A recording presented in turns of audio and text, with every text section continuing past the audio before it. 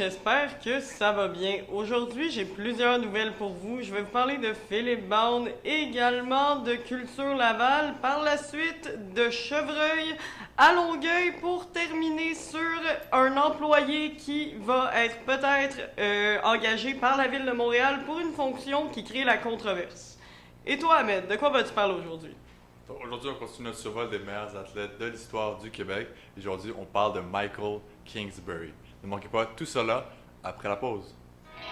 Depuis Laval, Québec, bienvenue sur Groove Station Canada TV. Musique, culture, sport, actualité, ça se passe ici. Groove Station Canada TV, c'est votre TV. Ça fait depuis le 1er juillet que Philippe Bond est dans l'eau chaude et les accusations n'étaient que perpétrées par Thomas Levac, un humoriste, lors d'un podcast à ce moment-là. Déjà, au moment que la vidéo est sortie, il y a eu beaucoup d'articles qui ont été écrits sur le sujet et même que Philippe Bond avait répondu sur son Facebook n'avoir eu que des relations sexuelles consentantes avec d'autres femmes et n'avoir jamais effectué d'agression. Étonnamment, un article de la presse dirait le contraire. 8 femmes seraient venues témoigner sur des agressions ou des gestes inappropriés que l'humoriste leur aurait fait. Certaines parlent même de se faire forcer de faire une fellation dans une toilette ou même d'avoir été séquestrée dans le véhicule de l'humoriste. La dernière, qui aurait été séquestrée dans le véhicule et qui préfère taire son identité dans le cas échéant, a même essayé d'avoir de l'aide de la justice, de porter plainte, mais elle n'aurait pas été prise au sérieux lors du moment de l'agression. Ça aurait été après le party d'après de fin de show pour juste pourrir les gags. Il serait venu la reporter et aurait même passé sur 5 feux rouges sans s'arrêter dans le but de la garder dans le véhicule. Au premier arrêt, elle serait partie en courant. Suite aux allégations de ces 8 femmes dans le journal La Presse, l'humoriste Philippe Bond a écrit sur son Instagram qu'il préférait se retirer de la vie publique ainsi qu'arrêter ses spectacles et émissions de radio. Est-ce une affirmation qui donne raison aux accusations ou veut-il seulement éviter la controverse? Nous ne le savons toujours pas, ça reste à suivre. Pour le moment, aucune nouvelle accusation criminelle n'a été effectuée envers Philippe Bond.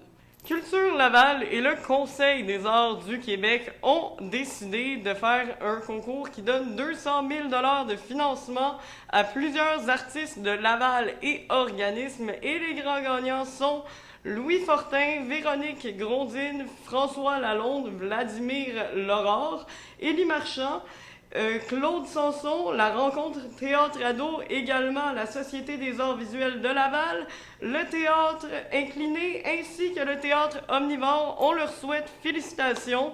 Ça fait plaisir de savoir qu'il y a du financement dans le milieu culturel lavallois puisque c'est notre ville et que c'est important de faire avancer notre culture.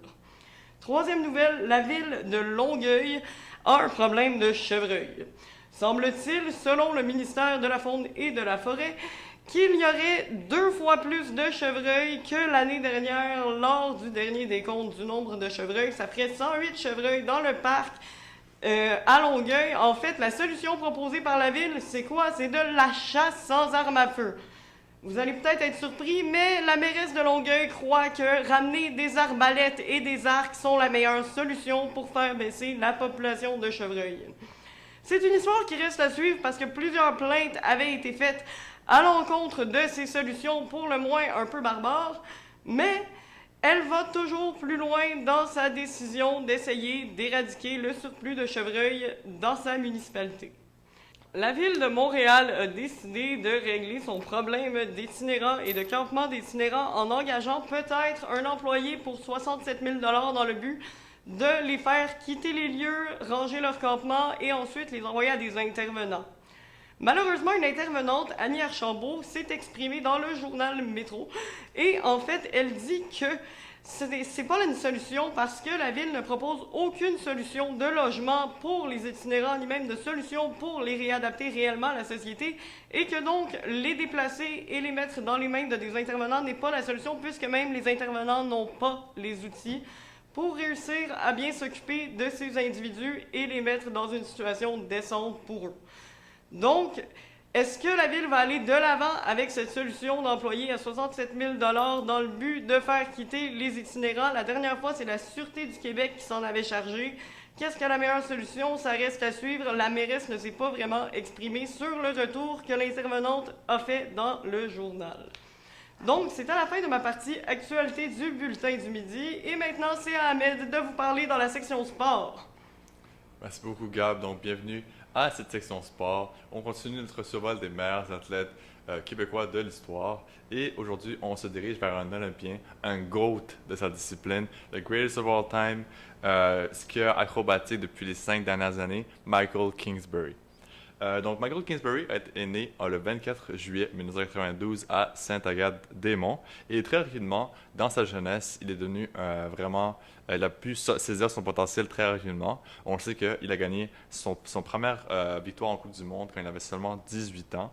Et son parcours olympique est illustrant depuis son départ en 2014. Lui, il a gagné une médaille d'argent à Sochi, une médaille d'or à Pyeongchang en 2018 et aussi en 2022, il a gagné une médaille d'argent dans les derniers Olympiques qu'il a pu participer.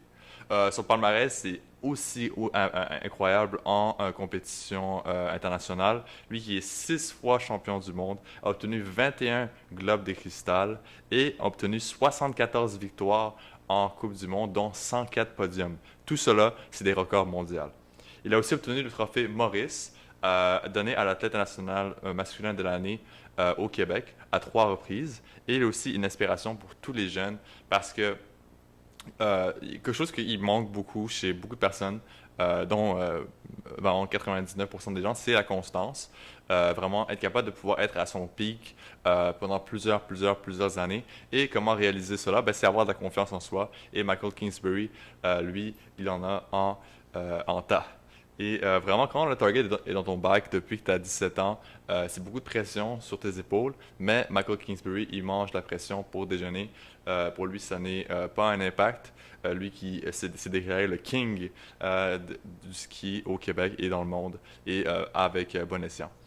Merci beaucoup d'avoir suivi ce segment des meilleurs athlètes d'histoire du Québec. On vous revient demain avec encore plus d'athlètes qui ont marqué l'histoire du sport.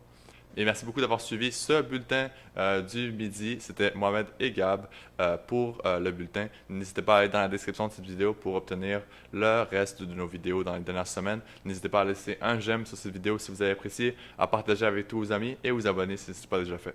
Bonne journée.